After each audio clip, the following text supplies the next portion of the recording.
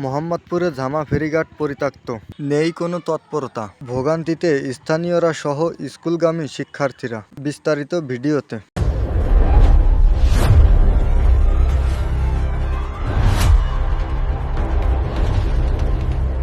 মাগুরার মোহাম্মদপুর ও ফরিদপুরের বোয়ালমারী উপজেলার মধ্যে যাতায়াত ও কৃষিপণ্য পরিবহনে ভোগান্তি কমানোর লক্ষ্যে ঝামা বাজারে ফেরি চলাচল শুরু হয় 2023 সালে।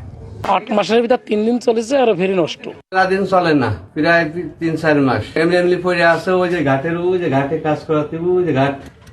ফেরিঘাটটি পারাপারে প্রয়োজনীয় ব্যবস্থা গ্রহণ করবে সংশ্লিষ্ট ইজারাদার কর্তৃপক্ষ, এমনটাই জানিয়েছে সড়ক ও জনপদ বিভাগ। ঝামা বাজার চরঝামা ফেরিঘাটের জন্য গত 30/6/2025 তারিখে 1/7/2025 থেকে 30/6/2028 পর্যন্ত 3 বছরের জন্য মেসার শেখ এন্টারপ্রাইজকে ইজারা প্রদান করা হয়। এই তারিখের মধ্যে সংশ্লিষ্ট যে ইজারাদার সে হচ্ছে মূলত ফেরি পারাপারের প্রয়োজনীয় ব্যবস্থা গ্রহণ করবেন।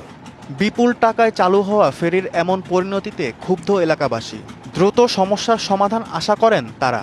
Ikramul Hasan, crime reporter, Magura.